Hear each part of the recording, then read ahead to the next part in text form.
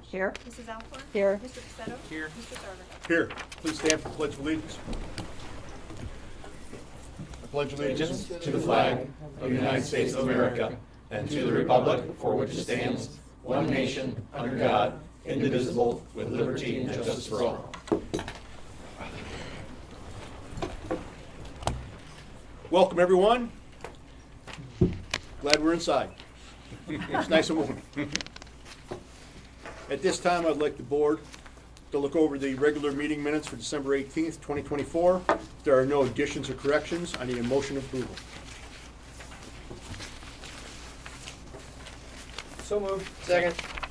Mr. Roebuck. Yes. Mrs. Taliani. Yes. Dr. Lynch. Yes. Mrs. Alcorn. Yes. Mr. Pacetto. Yes. Mr. Sarver.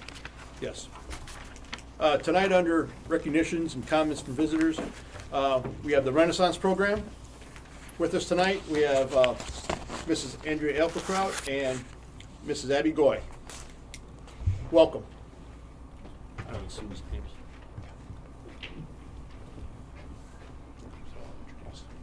Hi, I'm Jordan Whaley, and I'm here with Lainey Johns, and we are 2 out of the 5 members of our leadership program of Renaissance.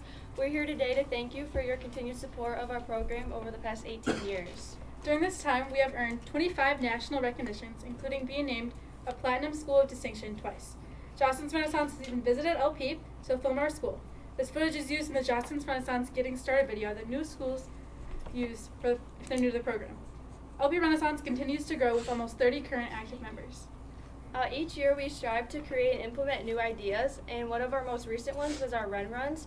What our Run Runs was teachers were able to submit a Google form of their order, and there was a list of snacks that they had, and they could choose which snacks they wanted, and it was really nice for them because on their parent-teacher conference days they were here for such long hours. So we had a group of students that got together to gather the snacks together, and then they brought them to the classroom doors of the teachers, and the teachers were so appreciative because it was a pick-me-up in their afternoon and night, and so we will be sure to keep doing that as the program keeps going.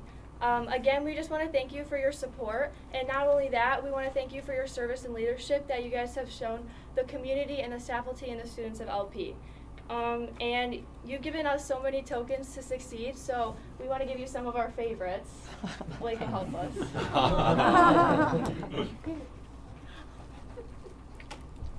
Thank you. Thank you.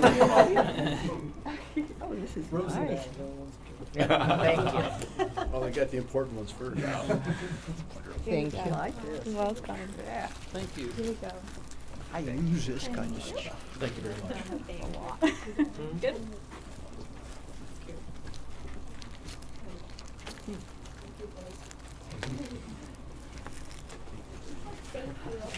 Well, I would like to just say on behalf of the Board of Education, what a great job you have done helping lead our student body. Each year it just seems to get better, it just seems to snowball, and you just have done a tremendous job. We should give you a round of applause. Thank you. Thank you. Tonight for our division spotlight, we have this student sports services, and we have Mrs. Emily Carney and Mrs. Andrea Eichelkraut.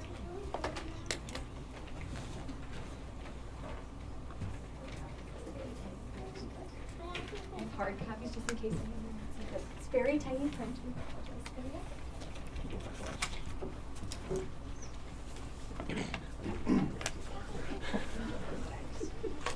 that. Wife said that.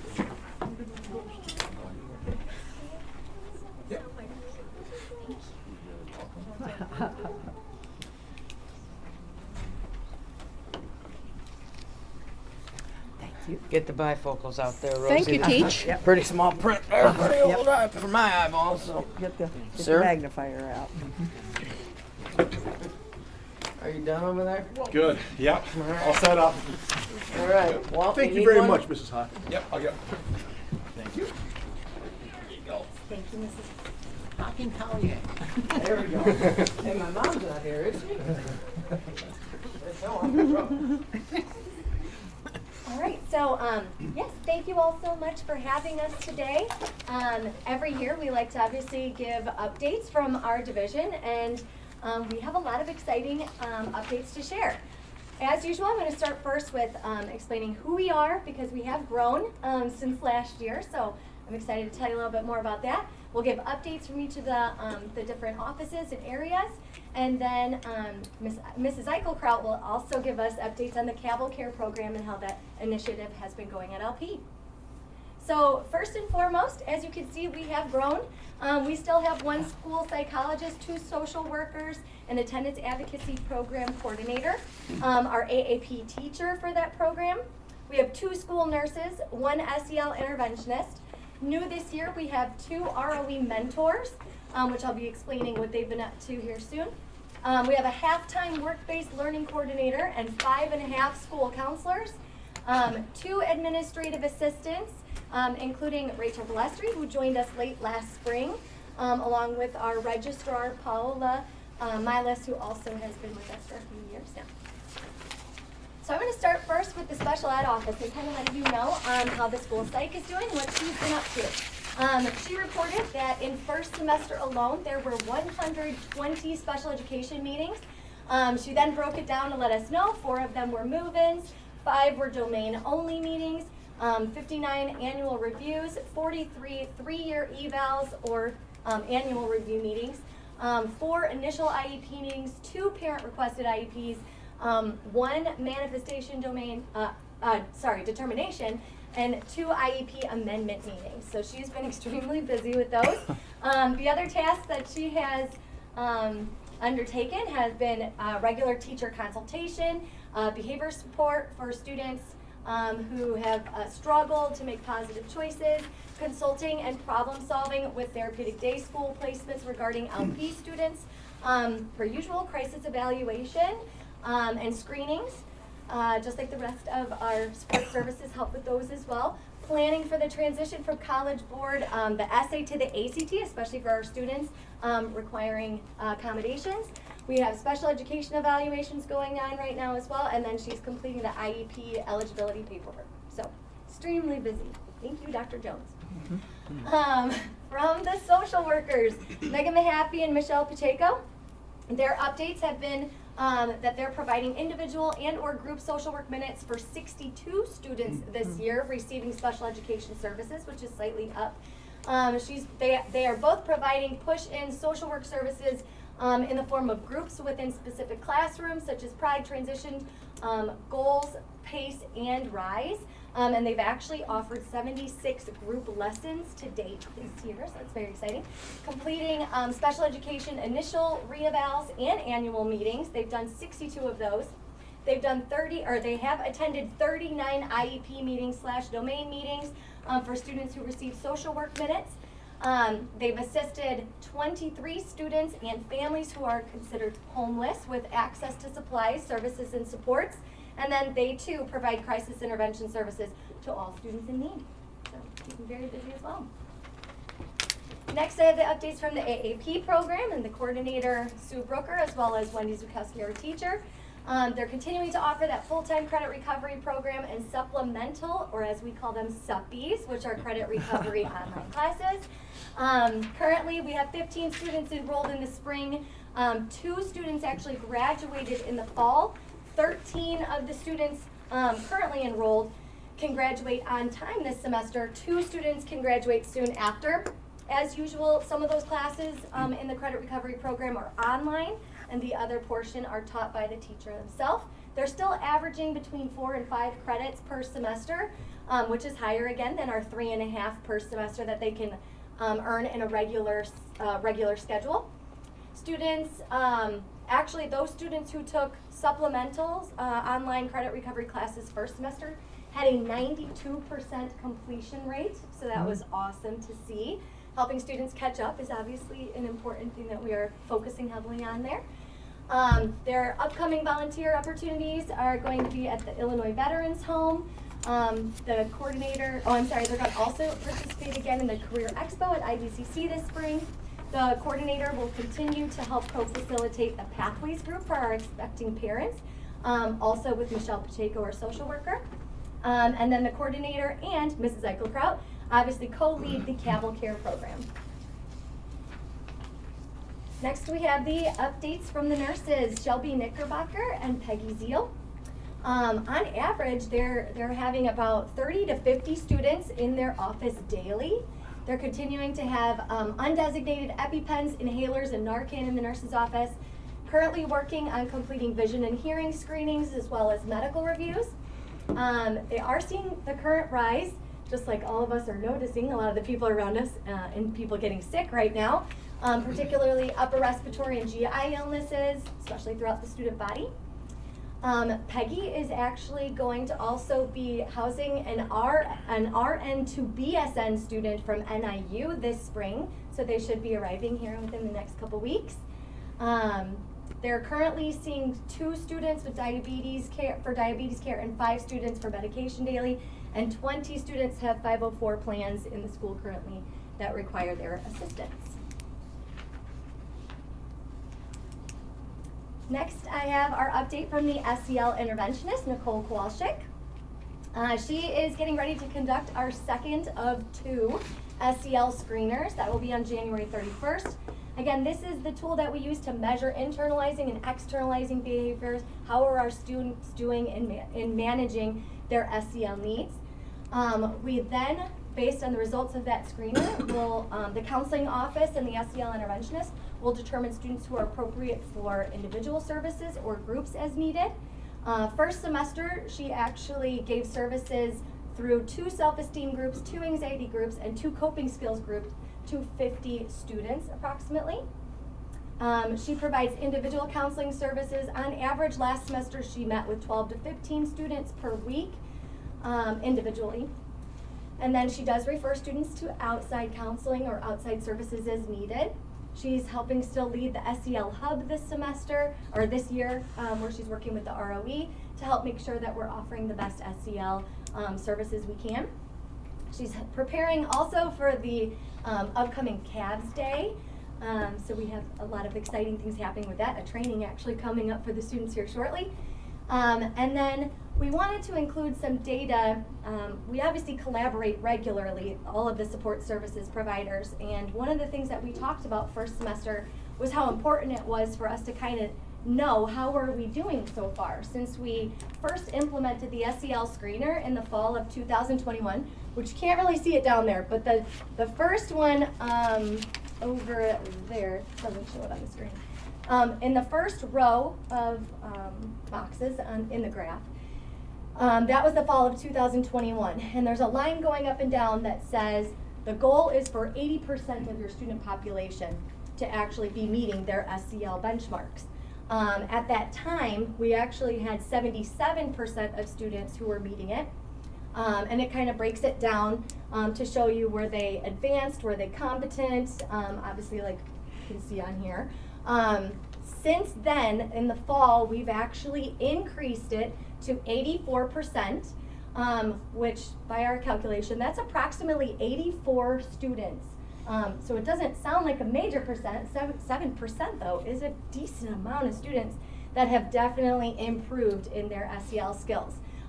We also wanted to note it increased from 20% to 33% in advanced, and then for competent, we're at 51%. So we were very excited to see a lot of students not only increase in just meeting that goal, but also heavily in excelling in that goal. So that's pretty cool.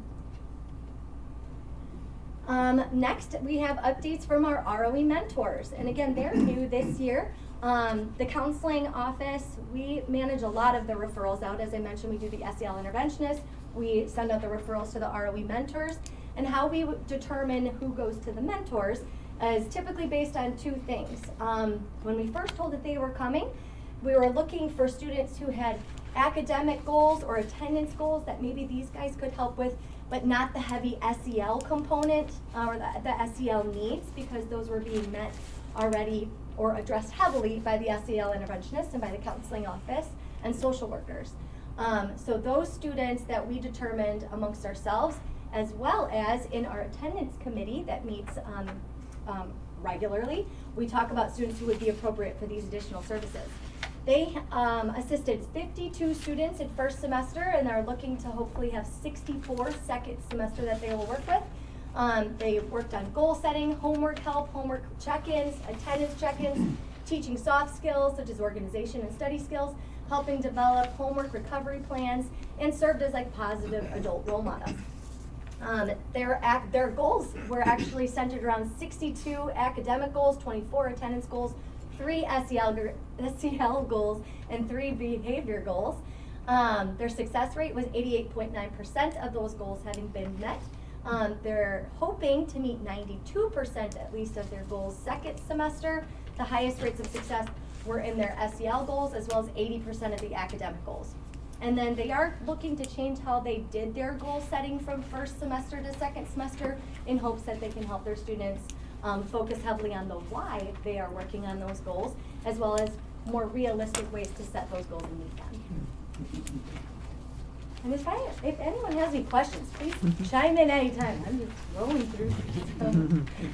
All right, and then my last update before I hand it over to Mrs. Eichelkraut is on the counselors. As I mentioned, there's technically 6 of us. Myself, Mrs. Eichelkraut, Kaylee Hahn, she's new this year, our half-time work-based learning coordinator, half-time counselor. Brandon Plaker, David Spudick, and Ashley Swanson is the counselor who took Meg Kowalczyk's place when she retired. We are basically, in general, to start, we're continuing to utilize our needs assessment that we conduct every spring. We obviously look at what the school's goals are to kind of determine what we really want to focus on per year. We look at the school report card regularly, the SEL screener, and we run pre and post tests to identify needs, set goals, and gauge our progress in the services and interventions that we are offering. On average, we're seeing about 35 students individually in the counseling office daily. And we actually have students log in. Well, typically try to get them to log in. Sometimes if they're crying, we're not going to make them stop and log in right away. But so there's some, obviously differences here. But we looked at, well, what kind of services are we offering, at least in the meetings that we're having with these students when they're logging in, what are they seeing? Then we also reflected after we met with them, kind of changed up, like if they signed in for academic purposes, but then it turned into social emotional, we added that they met with us for both, just to be able to kind of track a little bit better on how much of our time is being spent in each of the domains. So 61% of our time has been on academics, 13% on college and career, and 26% for social emotional. Granted, social emotional meetings do tend to take longer than a lot of other meetings. So it's not necessarily a percent of time, but at least it can get an idea of when we're meeting with students, what are we meeting with them about. We are participating in IEPs, doing obviously the attendance and SEL hub committees, student and parent meetings. We run those pretty regularly. We're again providing crisis intervention, meeting with teachers, collaborating with them regularly, consulting with one another to make sure that we're offering the right services. We conducted first semester 9 different lessons over 12 days, including basically academic, college, career, and social emotional needs. We also conducted our groups first semester. We're transfer group where we averaged around 22 students per group. 8 students were in grief group. We had one of our smallest substance groups with only 2 students, so that was great. And then study skills had an average of 10. So that was kind of like a general snapshot. Now underneath each of the 3 domains, I'll just start with academics. Here's some of our goals and our updates. Obviously, we want to help increase the final exam waiver, which kicked off last spring. We were super excited about that. Our hope was that would impact grades and attendance. And so, loving data as much as we do, our office did run the data to kind of see, like, of the students who got to waive finals, were they being rewarded, already just because they were already doing those things, or was there actual improvement? And we are very excited to see that 49% of the students actually improved their attendance to be able to waive their finals, and 58% improved their GPAs. So we are very, very excited to see that data. That took Rachel a long time to do. So anybody who knows Rachel Blessery, please thank her for that. It was pretty cool. We also obviously want to assist with the pass rate. And we did do a comparison that 63% of our student body got to waive at least one final in the spring. 64% got to waive at least one final this fall. So that's good. Improvement at least is improvement. And we hope to see more. We're also hoping to help with the pass rate goal, which is obviously a school-wide goal, through a lot of our individual academic and attendance plans. The attendance meeting, we determine students who need to be met with individually, as well as we're making phone calls home. So we definitely are hoping to make impacts that way. We're assisting in the implementation of the Illinois auto placement this year. We have 511 students. And so obviously we take the list given to us by Mrs. Cushing, and then we kind of help make sure that we're following that properly. We updated our ACC eligibility to determine appropriate levels of attendance, grades, if students are planning to go into that career, because ACC signups have gotten very popular. So we want to make sure that the right students are getting in, and hopefully it serves as a motivator for students to also be meeting those benchmarks. We also collaborate with IVCC regularly. We were excited, obviously, to help in getting the Introduction to Agriculture Industry class going, and we help them register for those classes through IVCC and everything. We also were excited to help our seniors with their IVCC dual enrollment opportunities. In the fall, we had 26 students sign up for an IVCC class. This semester, we have 48. So we get to actually meet with IVCC, we help them sign up for those classes, help them actually do the online registration, becoming their students and everything too. So those are pretty cool updates. For college and career readiness, we're seeking to help increase the completion of the updated FAFSA. Our goal here really is based on what do our students plan to do post-secondary. So last year we actually had an increase in students from 65% to 69% who planned to attend a 2 or 4 year university. And we helped them with their FAFSA completion. And actually the Illinois Student Assistance Commission awarded us with a bronze designation for having over 65% of our student population actually complete the FAFSA itself. The next level would be a 75% to get silver. And according to our initial numbers that we've gotten so far from the senior class, we may have approximately 75%. Some of them are kind of wavering back and forth of what their post-secondary plans are. But obviously, we want to match whatever our students want to do. So our goal is around that 75% mark at minimum to get people to complete their FAFSAs, at least just in case if they want to pursue it. So that's kind of where we're at with that. Continuing to establish LP scholarships. Jennifer and I have established 4 new ones this year already, so very excited about those. College 101 sessions are those opportunities where during the school day, students can sign up for help with each post-secondary step. So we held 5 of those sessions first semester. 2 of them were college application sessions. 1 was the IVCC College Visit Day, which we increased from 60 students to 95 students first semester, so we're very excited. And then 2 FSAID workshops. Second semester, we will offer 5 more of those sessions. FAFSA completion, next steps, IVCC, FCR, and placement testing signups. And then also 2 scholarship sessions, 1 for LP scholarships that I will help run, and then IVCC will come in and help them with theirs. And on average, we get 30 to 40 students that attend each of those sessions, so that's pretty cool. All right, and then obviously parent power sessions. We offered 2 FAFSA completion nights this year with 40 students. We hosted LP alum Shay Rathburn. Just last week, she was in town from Columbia University, and she came to speak to our students about her experiences as an LP alum in the biggest city in the world at an Ivy League college. So it was really cool. We had over 100 students at each of her 2 sessions attend, and it was so awesome, so inspirational.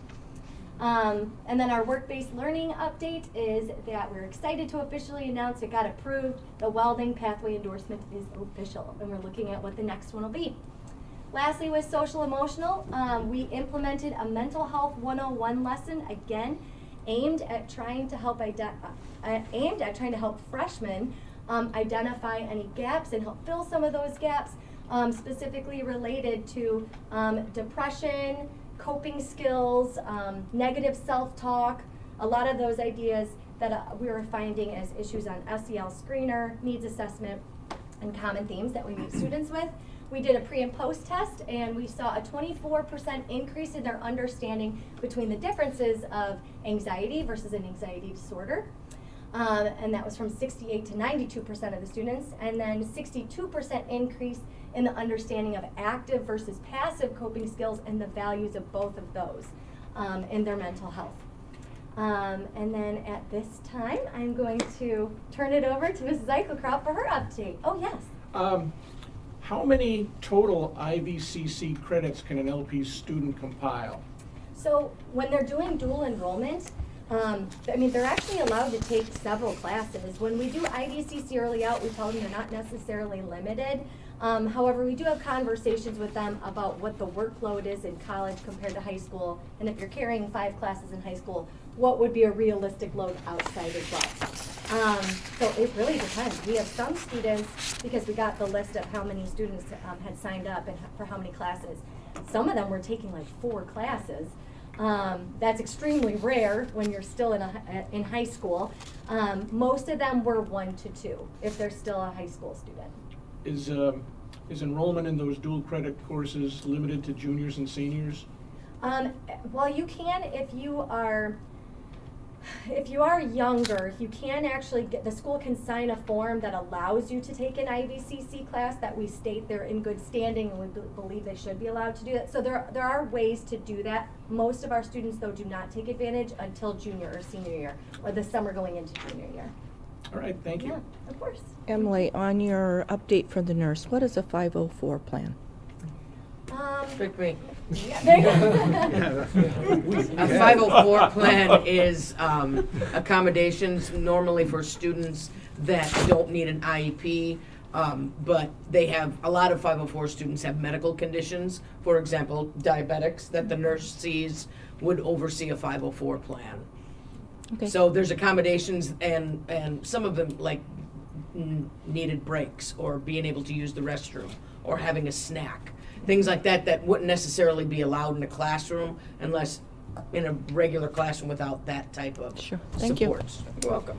Right in your wheelhouse. Yeah. Oh, Right. it is so And my Mr. wheelhouse. Farr, I would add to that, students also have opportunities for kind of articulated credit with IVCC through our vocational classes, especially through the area career center. Oh, and this is just a picture that shows him to talk. I just thought I would show you his thing. So, I'll share a little bit about Caval Care. This is our 2nd semester that we just completed, so it's been a full year, and we're really excited about it. I'm passionate about it, so I'll try not to speak too long. But we are really excited, Sue Brooker and I, that we were given the opportunity to lead this new program here. We're thankful that Marquis reached out to us, wanted to sponsor and support this program. A refresher for Caval Care, it is a mentor program. It links students with an LP faculty or staff, and that person serves as their mentor. And really it's 30 minutes a week for 14 weeks that they are required to meet with their mentor. And that has to be non-academic hours, so a lot of times it's coming before school, after school. We have students having lunches with their mentors. While they're here, they talk about life in general, but we also have them set and work toward accomplishing 2 goals. And the students, because we can only have 100 students participate each semester in this program, so a lot of times the students, they are selected based on attendance recommendations or academic recommendations through, we have an attendance committee that meets.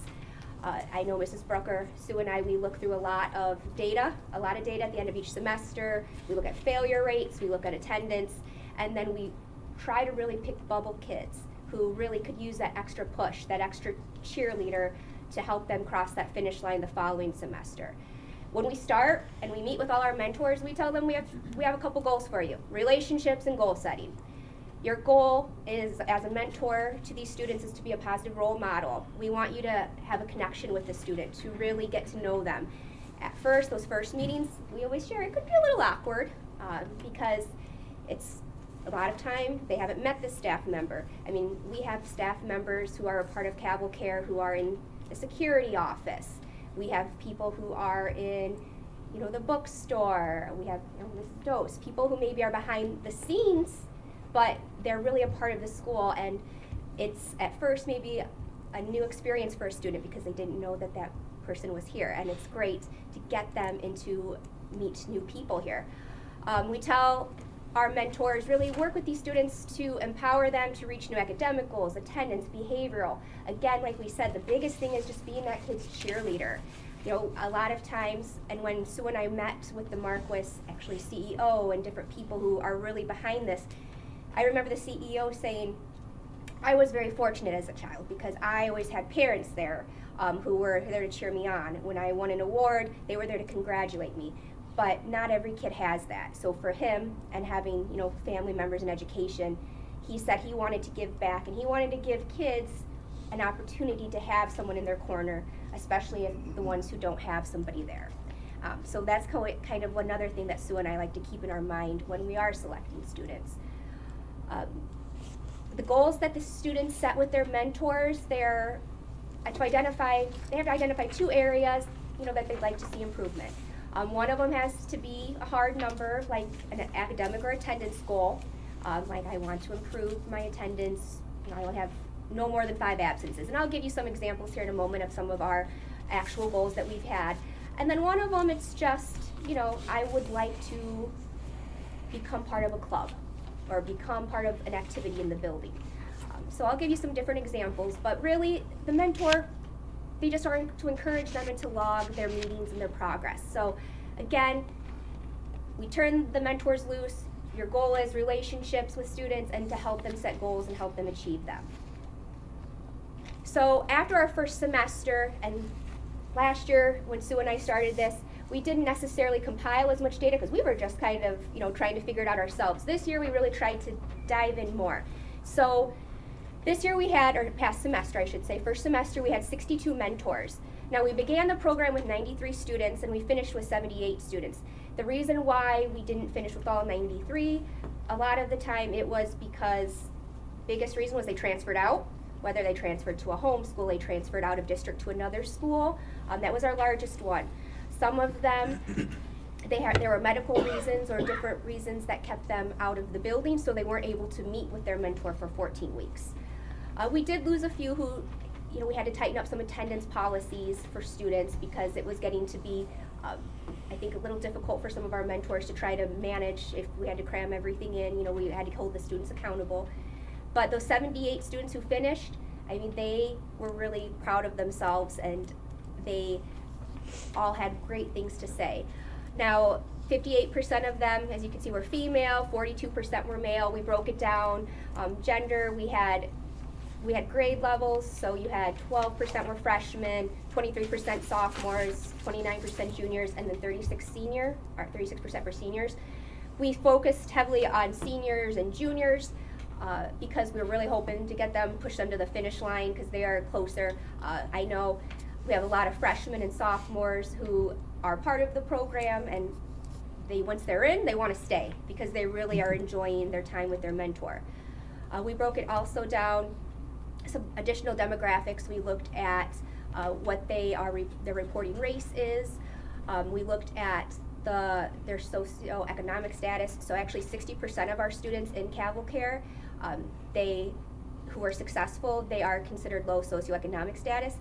Maybe that is one of the reasons why they are pushed for that financial incentive too, because one reason students like Caval Care is just for attending 14 meetings, you get $100, and then if you attend those meetings and meet one goal, you get $300. If you attend all those meetings and then meet both of your goals, you get $600 at the end of the semester.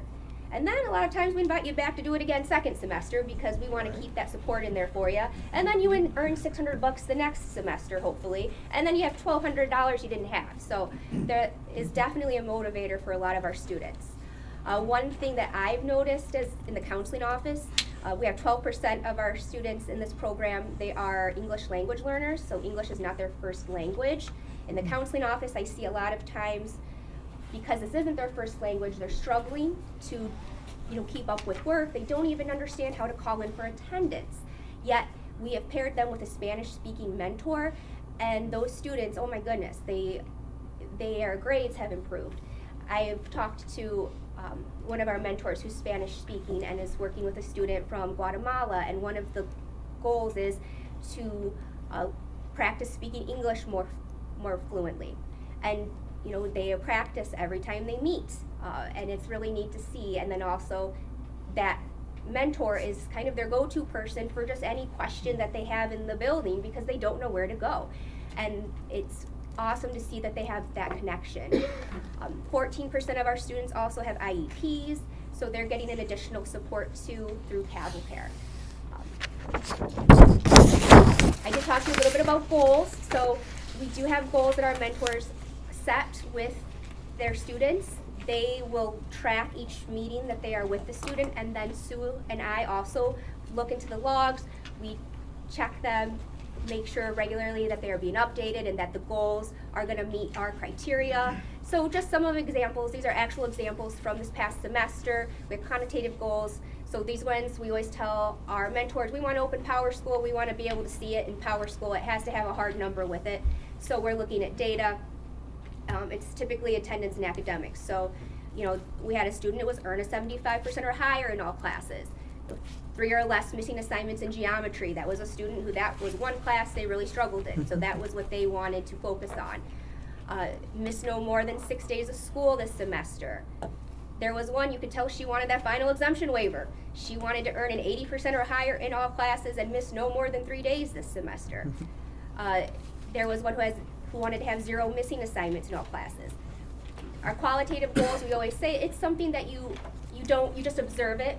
We don't have to have data with it. So some from this past semester, and these ones are usually pretty popular, we've seen both semesters, is to become more involved in the student clubs and activities, and I think that's really one of the goals is we want students in CavalCare to become more connected with our school, so that is why that goal is so popular.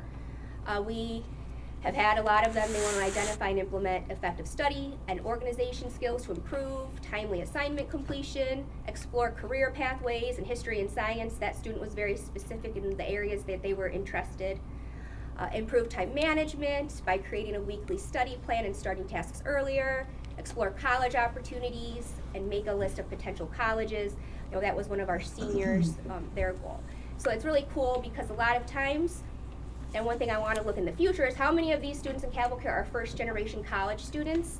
I think having a mentor, I know when I was in high school, neither of my parents went to college. I was a first gen student, so I didn't understand any of applying and what I was supposed to do and when I was supposed to do it.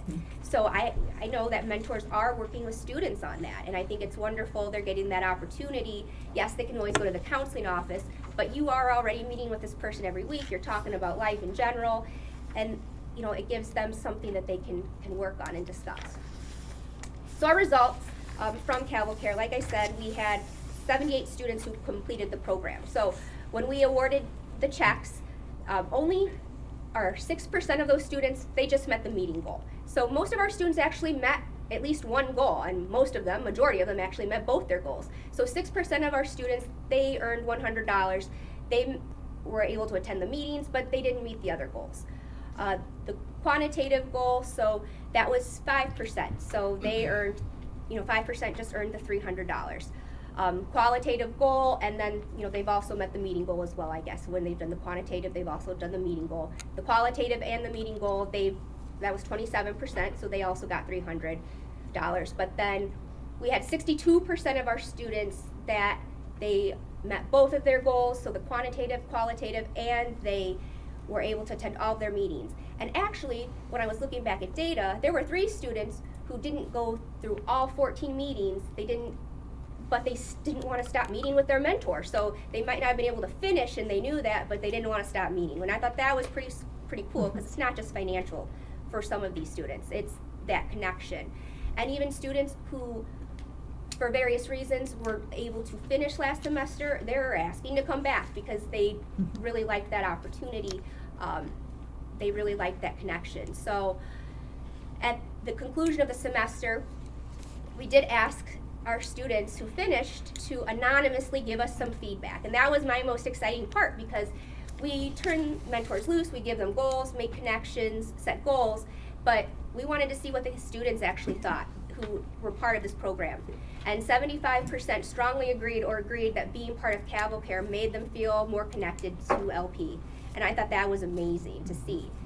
We always encourage freshman year, get involved, make the most. You can't get out of high school, so get into it. And, 75% because of this. You can't get out of it, get into it. That's always I tell my kids. But it was really awesome that they felt connected. 82% strongly agreed that creating 2 goals and regularly meeting with a mentor made them motivated, more motivated to achieve that. And then 86% reported that their grades have improved since participating in CavalCare, and 77% reported that their attendance has improved since participating in CavalCare. And both of those are also then impacting our school goals and improving those. So it's been a pretty, I think, impactful program when you hear from the students who've actually been a part of it. And it makes us feel really good too to hear that. And I won't read all these, verbatim to you for, some of the things that the students said, but some of the things that they wrote when we gave them just a blank space, tell us what you thought, if you'd like to.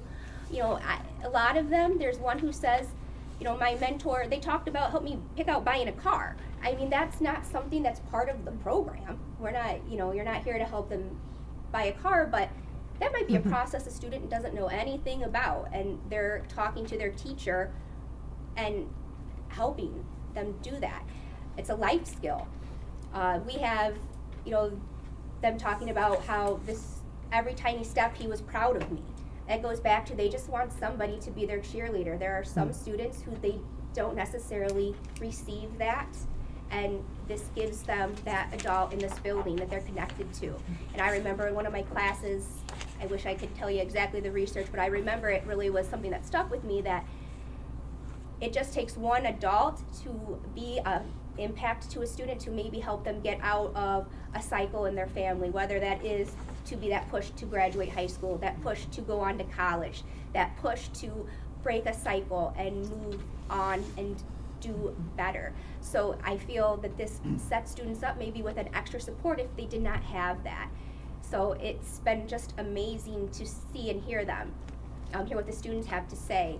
Now this here is from our most recent lunch where the students were awarded the checks. I shared a lot about what the students said, and I think that's their view, and our mentors came to this lunch too, where Marquis was there. And then even to hear some of our CavalCare mentors, their feedback, I remember one of the mentors said to me, I just thought I was, nobody knows who I am. I'm just, here in the building, and I, check in with students. I, they don't know my name, but I really feel like I helped somebody. And that's, I think it's just as important to the adult in the building too. I think for some of us who maybe through the years have, even in my years here for the 15 years, I've seen shifts in our population coming through here, and maybe we forget that sometimes, that it's, education today is not the same as it was when I was in high school, 20 some years ago. Not when I started here 15 years ago. Our students are different. And this really, I think, reminds our educators why we do what we do. It's for the kids, and it's gives us that connection with them to help give them that extra push. So that's a little bit about CavalCare, unless you have any questions about. We just want to thank you all so Yeah, much, thank you. because, again, you're so wonderful with Student Support Services. Yeah. Appreciate you. I will say this year, or this upcoming semester, this is the first time now that students know this program. Mrs. Brooker and I, we have kids, I want to be part of it, I want to be part of it. We're getting emails. We have increased our mentors each semester. So we went from, I believe it was 57 first the first time we did it. We went to 62 mentors, and then second semester we're going to have 67 faculty in here. We're going to have, I believe, all 100 spots filled this semester, which will be our first time. Normally, Sue and I are just out there trying to recruit, getting kids, to be a part of this. I think they just weren't sure what it was. Now they know, and we're going to have to turn students away, which I don't want to do, but hopefully we can reach out to Marquis, and we're bigger than their other districts, and hopefully they will allow us to maybe add some additional spaces in the future too. I have a question. Do the mentors get a stipend?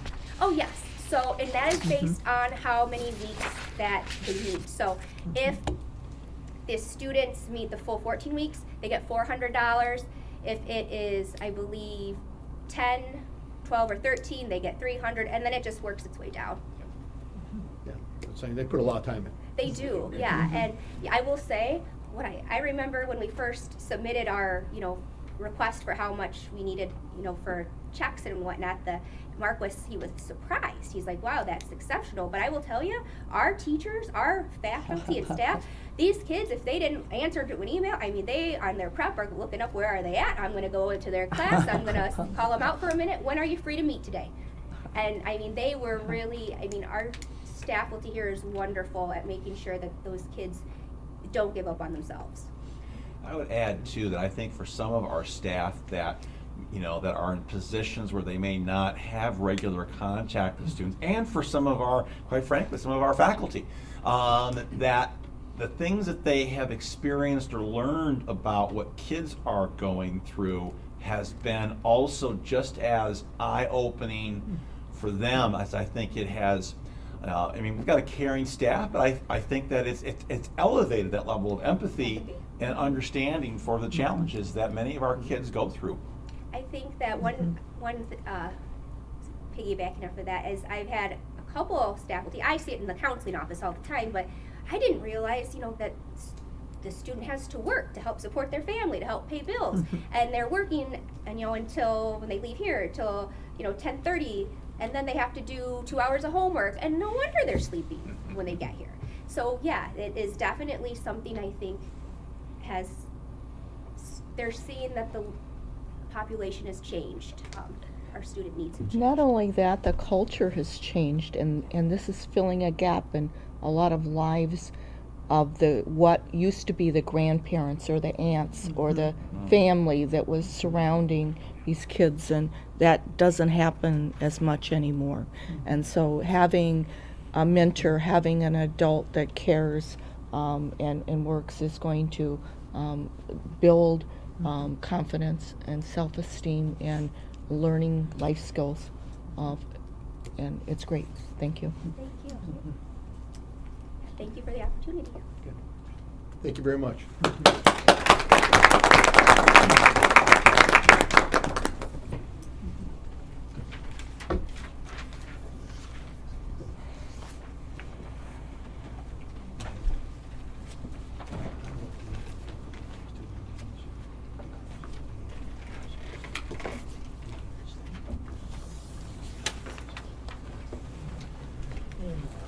Okay, under finance, 6.1, a motion to approve the bills and payroll for LaSalle-Peru Township High School.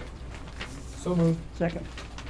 Mr. Murbaugh? Yes. Dr. Lynch? Yes. Mr. Ferrari? Yes. Mrs. Taliani? Yes. Mrs. Alcorn? Yes. Mr. Pacetto? Yes. Mr. Sarver? Yes.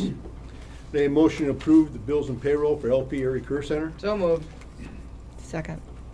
Mrs. Taliani? Yes. Mrs. Alcorn? Yes. Mr. Ferrari? Yes. Mr. Murbaugh? Yes. Dr. Lynch? Yes. Mr. Pacetto? Yes. Mr. Sarver?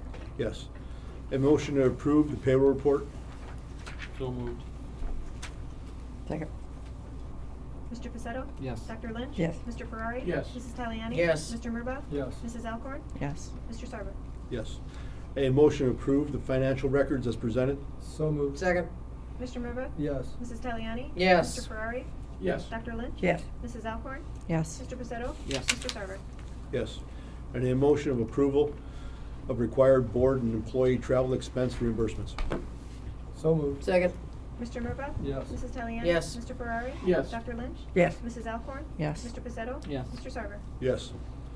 Under correspondence, 7.1, thank you card from the Kaziak family, expressing appreciation for the floral arrangement in honor of Mr. Frank Kaziak, father of Mr. Chris Wilkie, Mrs. Chris Wilkie, and grandfather of Mr. August Wilkie.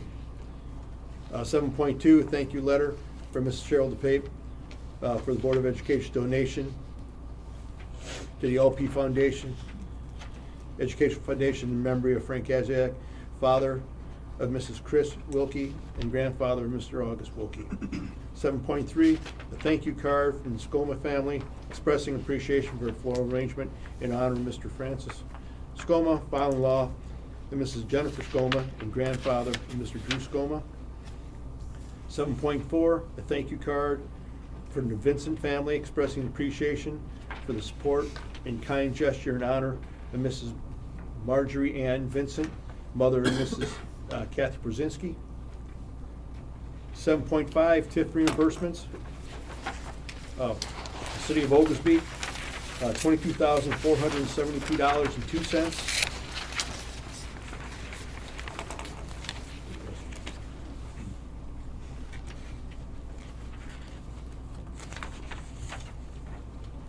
The Village of North Utica, TIF 1, $6,426.76.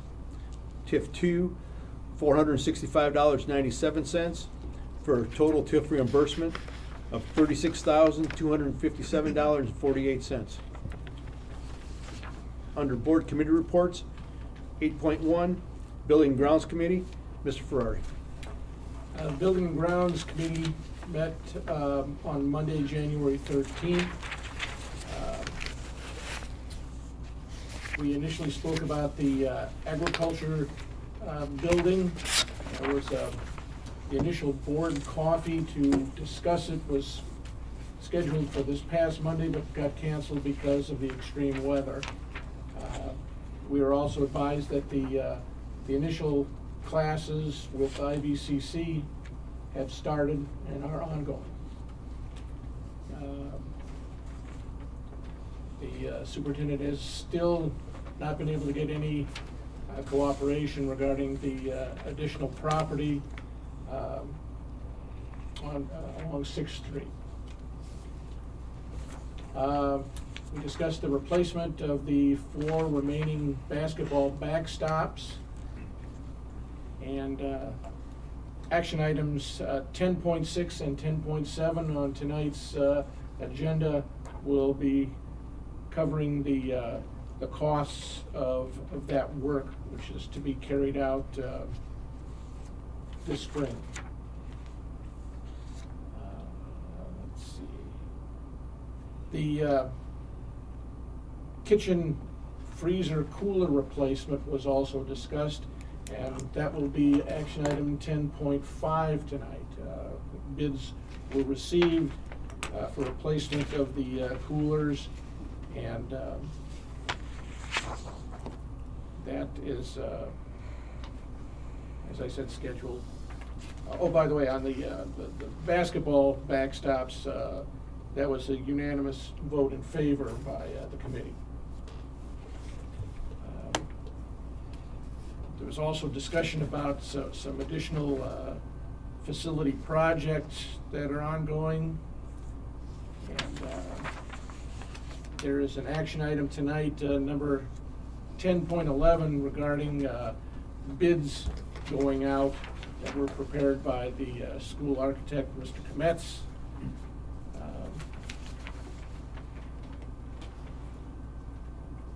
And the Dolan building elevator project is almost complete. The bids going out regarding the health occupations classroom renovation that I just mentioned. The annual fire extinguisher inspections are going to be handled by a new company. The previous person that handled things has retired, and it will now be handled by Illinois Valley Fire and Safety, a local outfit. They are preparing bids to remove the old dishwashing machine unit over in the cafeteria area for the Sip and Savor project. And 50% of that project is being covered by grant money.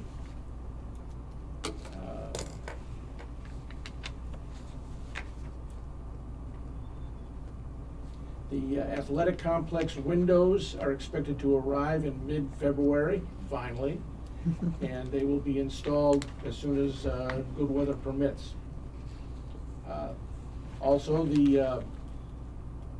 Tominella was rather surprised, the pool windows have finally come in from Coolmaster, and so that's another project that, when the weather allows, those will be installed.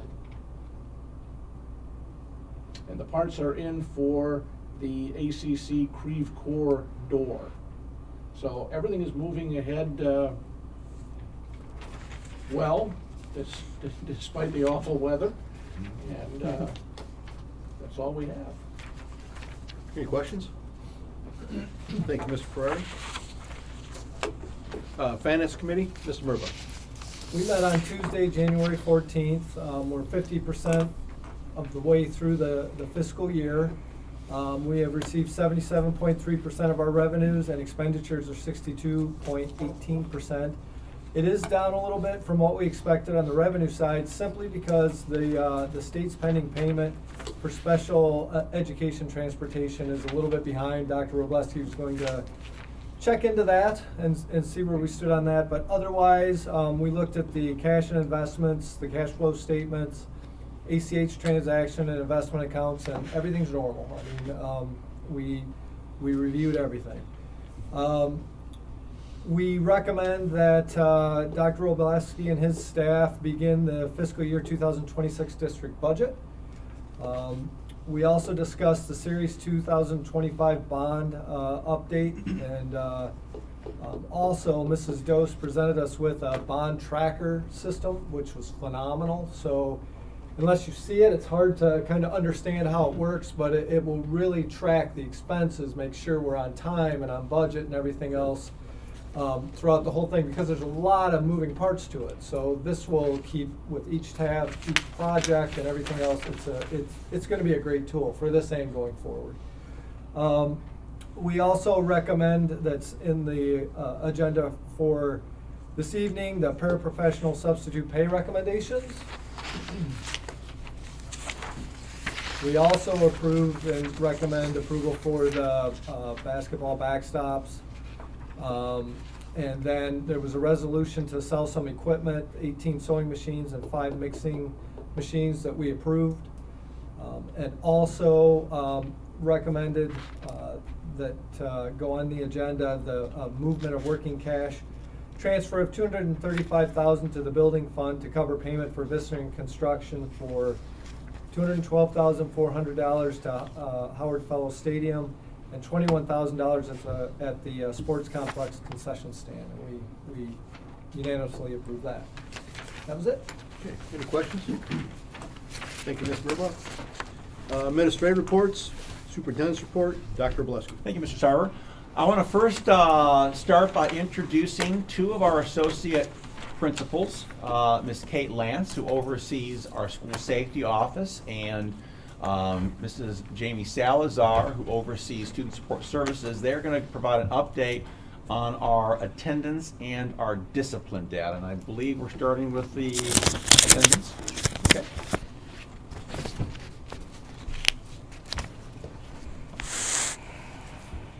Oh. Just tell me like this, think of me as the old film strips, right? When it beeps, I'll beep and I'll advance it. Well, first of all, we'd like to thank you for hearing what we have to present to you tonight. Mrs. Salazar and I are co-chairs for our attendance committee, which we have this year. We're very proud of the fact that we've pulled ourselves together, and Mrs. Carney went over some of the people that are on our committee. We have all of the 6 counselors. We have the 2 social workers who are in our special ed office. We also have our social emotional person who's also in the counseling office. And then we have Sue Brooker, who is our AAP coordinator. We have our ROE mentors. And then we also have someone from the ROE, Megan Kleinfelter, comes in and also assists us with some things that we need with attendance. What you see on the screen right now, we went ahead and pulled the data Jamie's the data person, so thank her for doing this. We took the data from the beginning of the school year till the end of the first semester, which was 88 school days.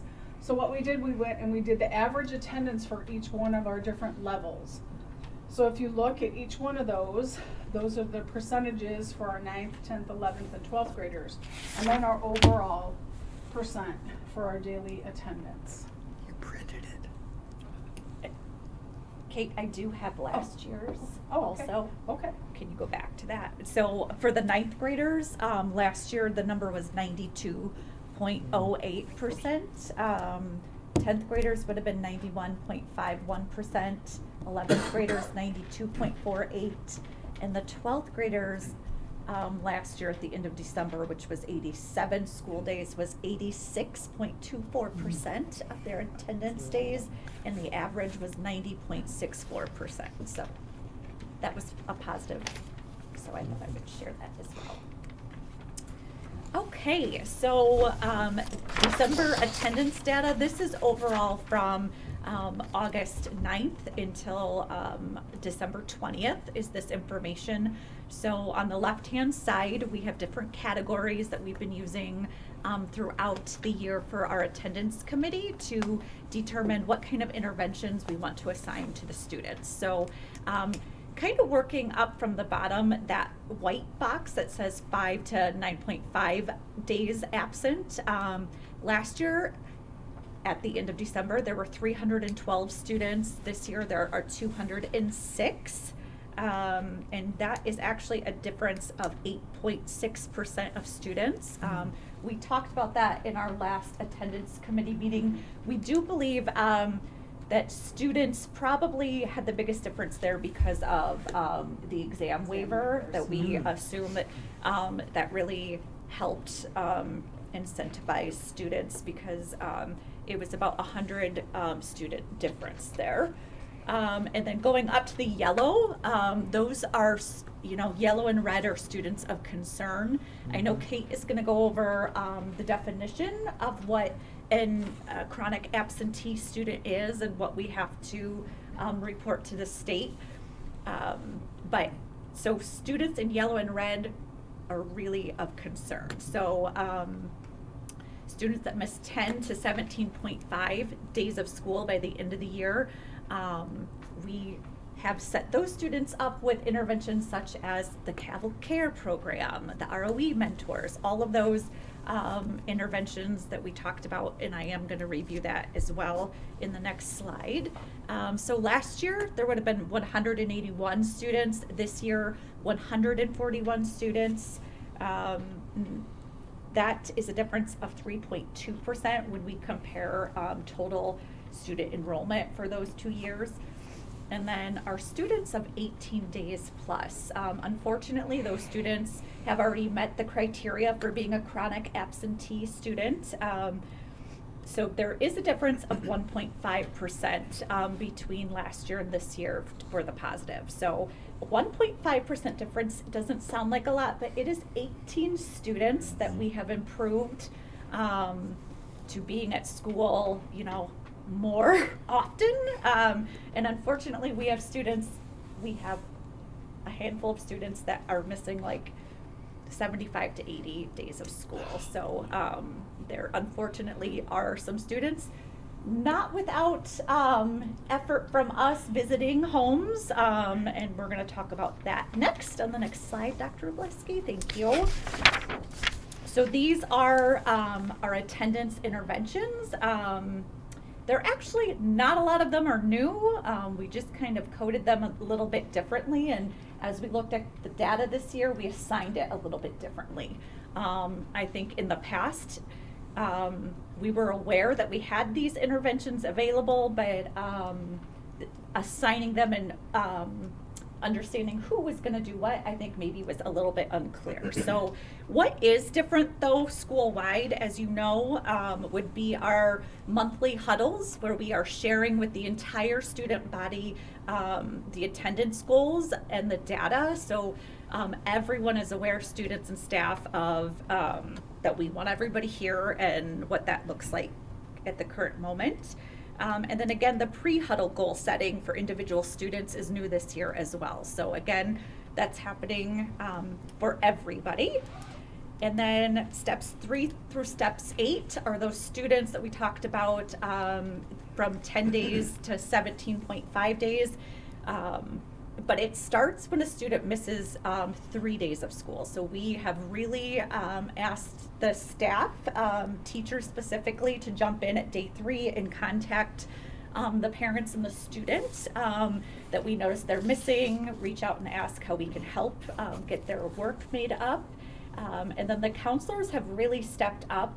I know they were already doing these things, but they have been very diligent this year specifically when we've discussed the criteria at attendance meetings, that they are touching base with students and parents as well via phone call and or meetings. And then of course the attendance committee reviews this almost on a weekly basis. And we're assigning supports, and that looks like that step 5 is Caval Care, an ROE mentor, that might be the SEL interventionist. Some students may qualify for an IEP and get social work at that point. And then the administration has started to make phone calls home as well this year. This isn't new, but Ms. Lance, your office is sending home letters at day 6 and day 8. So families are very aware. They're getting emails, letters, phone calls that we missed their student and it's important to be at school. And then after day 7, the attendance support staff, which is mainly Mrs. Brooker, she is making phone calls home and reaching out to families about what we can do to get students in. And then those red steps, they are kind of our last weapons of defense to get kiddos here. And you will see new step 11 is we are working with the ROE truancy officer this year and have made about 25 referrals for students that we felt like were outside of what we could handle. And so there are some contracts meetings happening with Megan Kleinfelter and families that has seemed to be helpful, at least making connections with family, maybe not getting the students here as often as we would like, but at least the relationships. So those are the interventions. And then our last slide, as far as chronic absenteeism, definition, 10% or more of absences, no matter the reason, whether it's excused or unexcused. And they will argue that with you. So when we talk about that, and you take that 10%, that's where Jamie, we mentioned the 18 days. So we want to make sure that we're catching them on day 3, that way we don't get to that day 18. We have some information for you as far as the state average for 2024. That was 26.3%. LP currently is at 26.0%. And then the goal for us for 2025 is 16%. Yes, that's a hefty goal, but if you notice, we are making some gains here, and we are looking at making a difference. Dr. Robleski always says to us, if a parent is calling him about us calling their parents too often, he's okay with that. So that's our goal. So we're going to continue to work on absenteeism and making sure that we're striving for that goal. And then on the bottom, if you look, we do have some data to share. For December of 2023, last year, our chronic absentee rate was 23%. And currently, when we ended the semester this year, it was at 18.6. So, but there's room for improvement. There because is. At the end of the year, the magic number will be 18. And that number we were looking at 9 and above to indicate what our chronic absenteeism was. So, Kate, have you found in your working with parents and students that any of the chronic absenteeism are ripple effects from COVID attendance, or is that? Well, I think we're past the COVID okay? stage. We are. Okay. I think we are. I mean, I might be. I just thought I'd ask. A lot of it, when we look and we talk to families, we have to have that hardcore conversation with education matters. Okay. And it comes from their environment at home and making sure you know, it's understood that they need to be here. I mean, it's something that we need to constantly remind and say, Okay. you know, that education is not a choice. It's a need, so. Thank but you. That's something too that we constantly. You guys have any questions about the attendance? Okay, Nice job. Going in the right direction. We are. We like that. You're stuck with me to talk about discipline for a few minutes. I love this. Having the pleasure of being the associate principal for school safety, I'd like to share some information with you. We sat through many of meetings, changing some things for the handbook and going over some information. So with that being said, Dr. Robleski, if you want to go to that next slide. So what I did was I took the first semester from 2023 and compared it in the red to 2024. That nice policy that you guys let us change, the electronic device policy. In the end of the first semester in 2023-24, we had 114 referrals. At the end of this semester in December, we had 490. That is not a typo. That is a true number. So the teachers were very diligent, staff, everyone was on board with the new electronic device policy. So we went through and we were going through that. Some things come of that, which I'm going to jump down to suspensions for a minute. In 2023-24, we had 78 suspensions that first semester. This semester, from August till December, we had 149. If you look at that number and look at the days, 84 of them were suspensions for phone violations. It's pretty high. We knew that this was going to be a tough battle. We knew that we were going to have some high numbers. We knew that there was going to be some situations where we had to deal with it. But for those of you who don't know our Dean of Students, Mr. Miller, he is my optimist. He thinks next semester this is going to be, and I'll share that data with you in just a minute. We also had extended Wednesdays, which were new. We took away Saturday schools. The data for Saturday schools, I couldn't get the exact amount, but last time I looked and I went through, our average attendance for Saturday schools was 23%. If you look at our extended Wednesdays for this semester, we had an average of 41% overall. I'll take it. We'll keep working with it and seeing how it goes. We're sending out different reminders and things to the students. And then DSPs, we continue with our disciplinary program that we have.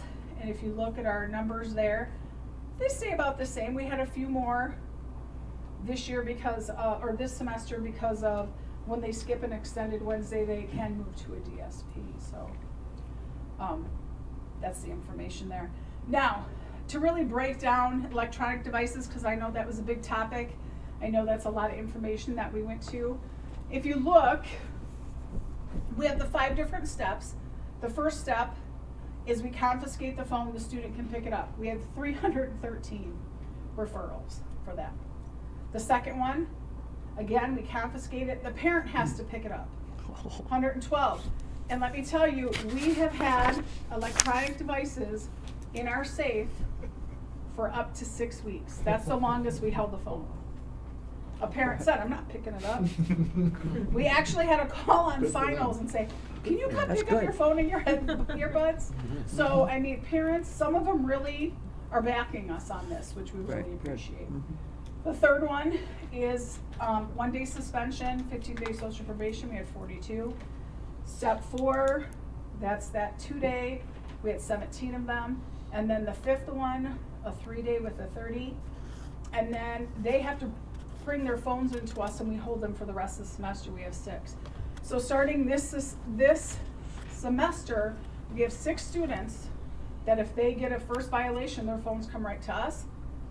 We're on day 10 today and we haven't seen any of those 6. So we're good with that. So just to let you know where we're at right now with phones, the first 10 days in August, we confiscated in the first 10 days 66 phones. Whew, that was a lot. The first 10 days, today's day number 10, we've confiscated 26 phones. 3 days, 0 phones. We still have high numbers and we're hoping they come down. It's a lot of phones. Jason and I do a lot of different things in our office regarding phones, and we spend a lot of time dealing with phones. But I think we're moving in the right direction, and Jason's going to tell you our numbers are going to go down greatly, so I hope he's correct. Out of those 26, 21, what do you think, male or female, has that number of 21 confiscations? Male. Male, you are correct. So out of the 26, 21 of our confiscations were male. Who has the highest confiscations? 9, 10, or 11, 12? 12. 9. Junior. 9. 9. 9, 12, and then we have 10th, and then we have our seniors. So yeah. So just so you know, we've gone down quite a bit on the phones right now within the first 10 days, so I'm very excited. Do any of you have any questions on any of the data? That's all I have. Thank you so much. Thank you.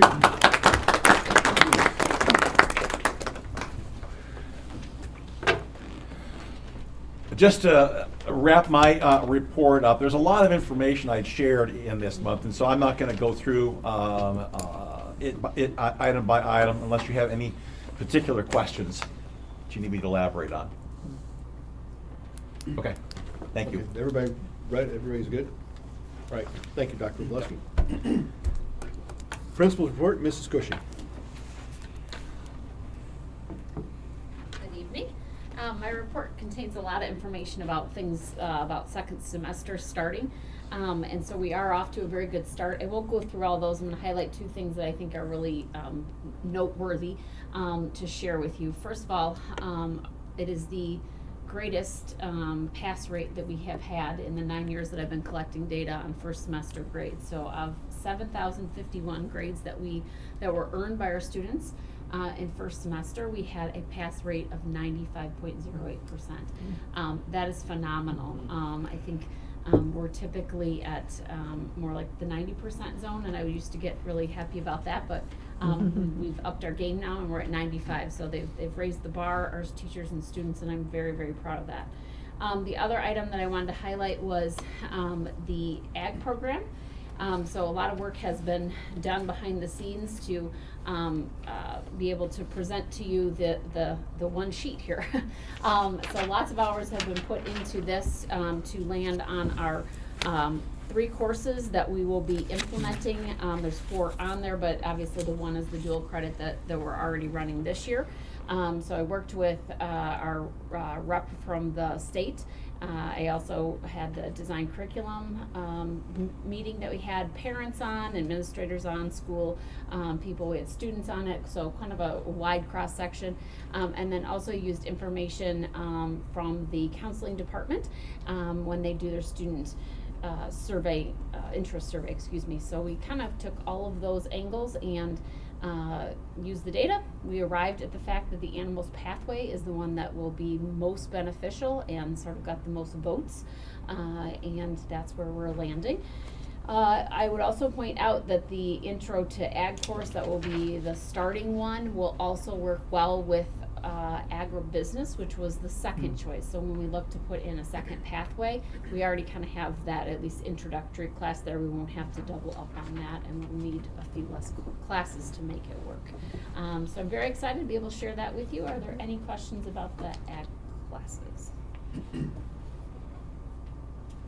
Thank you. Thank you. Athletic Director, Mr. Hansen's not here this evening. His report is in your packet. Director of the Area Career Center, Dr. Lang. Good evening. So, during the last month, I reported that we applied for the annual maintenance grant to kind of help out with some of the things in the Dolan building. And we received word last week that we did receive the grant, so it is matching funds, $50,000. So we're going to use those funds to look at some of the restroom issues that we're having over in the Dolan building. After talking to Mr. Kometz, it looks like one of the major things that he sees on his list is that we don't currently meet some of the ADA requirements for the restrooms over there. So it's his recommendation that we look at renovating the 2 lower restrooms to make sure we meet those requirements there. So we're going to look into that. Graceland Quessy was hired this month to help out with the pathways for the Sorafti. So one of the major things that we've got going on over there is we have 2 grants, one being the general pathway endorsement, and then we have the educational pathway endorsement. And she's going to help us try to get the schools that want the educational pathway, and try to get them set up with ISB, and then some of the schools locally that don't have a pathway endorsement, she's going to work with them to try to get that squared away before their deadline. One of the really cool things that's happened already is we've been reaching out to ISU, and one of the things that some of the students are going to get to do yet this semester is they're going to be able to travel to ISU and see some of the cool things that they've got going on in their education program out there. And then hopefully in the later in the spring, maybe towards the summer, we might be able to put together a professional development for the student teachers that are in our programs, the ones that IVCC, and some of their students that are in their program as well. And that's all to help support the teacher pipeline and the shortages of teachers. The early childhood students got to visit the playground for the first time. I actually was coming back from over here at a meeting over here in this building, and as I was walking back, I could hear the chatter of the students and then also the preschoolers, and it was a sight to see. So they're super excited about that already, and I can't wait to see what that looks like as it gets a little bit warmer. Another cool thing to report is that the CNA students, starting on January 10th, they were at the OSF hospital for a clinical, and then on the 13th, they were at Liberty Village. So they're going to spend about 4 weeks at each location, and then they'll just kind of switch off and do that sort of thing for the rest of the year. And that's really exciting because hopefully when they come back in the fall, they're going to have a really cool space to practice before they go out to clinical. Any questions? Awesome. Thank you, Dr. Lang. Director of Communications, Mr. Baker. Right, good evening, everyone. So as you look back at the past month, a little bit more, I guess, kind of the regular, I guess, refrain of this past year of being busy working on creating content for our big new video board. So between huddles and games and all those things, just lots of stuff we keep working on for that. We're getting into that time of year where it's senior nights for all of our winter sports. So we've been busy kind of creating those special graphics for all of those and all those types of things. It wasn't in the program, but as I listening to Mrs. Carney talk about all the great things happening in the counseling office, we're actually been able to help support them a little bit. This is the time of year when senior scholarships start opening up for our seniors to apply as they get ready for their college plans. And we work with Mrs. Carney and Mrs. Balestri to kind of clean up the scholarship section of the website, help make it a little more user-friendly for our kids. So hopefully that's helping. And thanks to the work of Mrs. Milas digging through all that academic data from the first semester, we're able to just put out our honor roll and high scholarship list today for the first semester. So lots of probably happy parents when they check their emails today to see their kids make that list once again. So those are some of the big things. And then on the foundation world, mark your calendar. The next big event coming up is Trivia Night on April 5th. So we have a couple of months, but I'm sure before long you'll be getting requests to sign up for teams, buy some 50/50 tickets, and do all those other things. Come out that night for fun and maybe get some raffle tickets as well. So that's all. Unless you have any questions about what we've been up to. All right, thank you, Mr. Thank Baker. you. Mr. Passetto. Okay, under new business. 10.1, I need a motion of approval to hire the IASB executive search firm to assist the Board of Education in replacing Dr. Stephen Robleski upon his retirement on June 30th, 2026 for a fee of not to exceed $10,000. So moved. Second.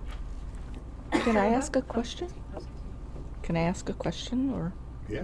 Okay. Did we look at anybody else? Yes, Okay. Okay. How many did we look at? 3. And this was in-state. This comes highly recommended, and this is what 4 different board members went to the presentation up in Chicago at the board conference. And Yeah. we feel very comfortable Okay. with this group. Okay. Okay. I'm okay. No Just problem. ask a question.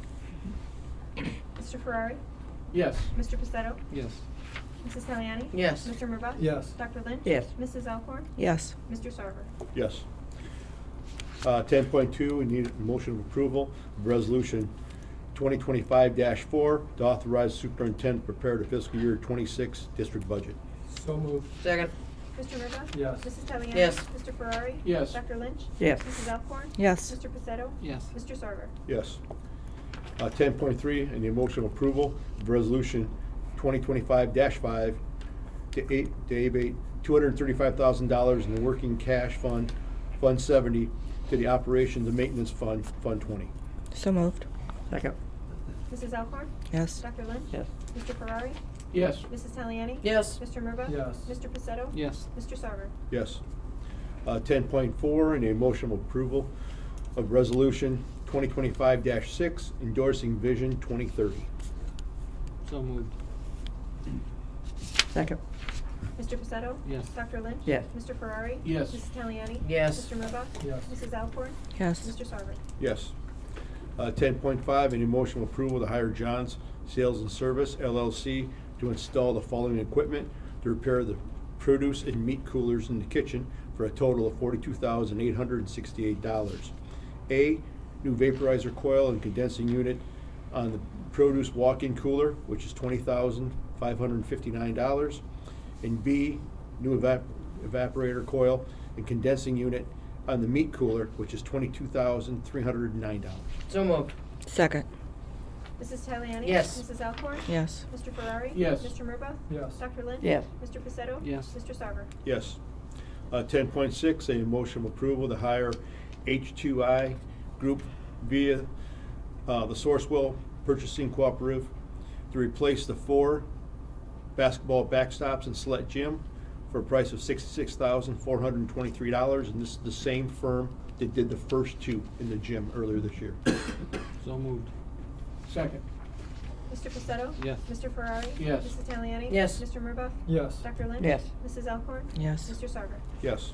10.7, a motion of approval to hire Gas Electric to install the electrical equipment powering the 4 new basketball stops in Select Gym for a price of $14,650, and it's the same firm that did the first 2 previously this year. So moved. Second. Mr. Ferrari? Yes. Mr. Murbaugh? Yes. Mrs. Taliani? Yes. Dr. Lynch? Yes. Mrs. Alcorn? Yes. Mr. Pacetto? Yes. Mr. Sarver? Yes. And a motion of approval, 10.8, a motion of approval to hire Team and Builders Incorporated to complete Phase 1 of the concession space remodel project, which is Sip and Savor, for $19,000, which we had a base bid of $15,800 and alternate 1 of $3,200. So moved. Second. Mrs. Taliani? Yes. Mrs. Alcorn? Yes. Mr. Ferrari? Yes. Mr. Murbaugh? Yes. Dr. Lynch? Yes. Mr. Pacetto? Yes. Mr. Sarver? Yes. 10.9, a motion of approval to increase the paraprofessional substitute teacher rate from $16.50 to the following rates. A, for 2024-2025, $17. B, for 2025-2026, $17.25. And C, 2026-2027 school year, $17.50. So moved. Second. Mrs. Taliani? Yes. Mr. Pacetto? Yes. Mr. Ferrari? Yes. Mr. Murbaugh? Yes. Dr. Lynch? Yes. Mrs. Alcorn? Yes. Mr. Sarver? Yes. 10.10, in the emotional approval of the 2024 annual disclosure report. So moved. Second. Mr. Murbaugh? Yes. Dr. Lynch? Yes. Mr. Ferrari? Yes. Mrs. Taliani? Yes. Mrs. Alcorn? Yes. Mr. Pacetto? Yes. Mr. Sarver? Yes. 10.11, the emotional approval led bids for the health occupations classroom renovation. So moved. Second. Mrs. Taliani? Yes. Mrs. Alcorn? Yes. Mr. Ferrari? Yes. Mr. Murbaugh? Yes. Dr. Lynch? Yes. Mr. Pacetto? Yes. Mr. Sarver? Yes. 10.12, the motion of approval of a resolution authorizing the superintendent to sell surplus equipment, which includes 18 sewing machines and 5 mixing machines. So moved. Second. Mrs. Alcorn? Yes. Mr. Murbaugh? Yes. Mr. Ferrari? Yes. Mrs. Taliani? Yes. Dr. Lynch? Yes. Mr. Pacetto? Yes. Mr. Sarver? Yes. 10.13 is a first reading of the 2025-2026 district calendar, which will be acted on at the February meeting. 10.14, an emotional approval of the following retirements with regret. Mrs. Michelle Honaker-Ummel, English teacher, effective at the conclusion of the 2029-2030 school year. So moved. Second. Mr. Ferrari? Yes. Dr. Lynch? Yes. Mrs. Taliani? Yes. Mr. Murbaugh? Yes. Mrs. Alcorn? Yes. Mr. Pacetto? Yes. Mr. Sarver? Yes. 10.15, an emotional approval of the following appointments for the 2024-2025 school year. A, Mrs. Sydney Wright, volunteer school musical assistant. B, Mr. Matthew Gunther, volunteer assistant boys tennis coach. And C, Mr. Nathan Hackenberger, permanent substitute teacher, who replaced Mrs. Paige Scoman. So moved. Second. Mr. Pacetto? Yeah. Mrs. Alcorn? Yes. Mr. Ferrari? Yes. Mrs. Taliani? Yes. Mr. Murbaugh? Yes. Dr. Lynch? Yes. Mr. Sarver? Yes. 10.16, an emotional approval of an overnight stay on January 24th, 2025 for the boys bowling team in Alton, Illinois. The team qualified for the IFSA sectional tournament. So moved. Second. Mr. Ferrari? Yes. Mr. Pacetto? Yes. Mrs. Taliani? Yes. Mr. Murbaugh? Yes. Dr. Lynch? Yes. Mrs. Alcorn? Yes. Mr. Sarver? Yes. That's a hike. Yes, Yes. It is. Yes, it is. That's about Wow. a 4-hour I mean, drive. that's a stone's throw from St. Louis, the motherland. I just came through there. You're correct. Fast Eddie's. I need a motion to move to executive closed session for the purpose of A, discussion of the minutes of the meetings lawfully closed under the Open Meeting Act, whether for the purpose of approval by the body of the minutes or the semi-annual review of the minutes. B, appointment, employment, compensation, discipline, performance, or dismissal of a specific employee. C, collective negotiation matters between the public body and its employees or the representatives, or deliberations concerning salary schedules for one or more classes of employees. D, purchase or lease of real property for the use of the public body, including meetings held for the purpose of discussing whether a particular parcel should be acquired.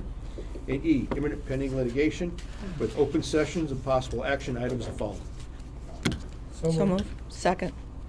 Mr. Murbaugh? Yes. Mrs. Alcorn? Yes. Mr. Ferrari? Yes. Mrs. Taliani? Yes. Dr. Lynch? Yes. Mr. Pacetto? Yes. Mr. Sarver? Yes.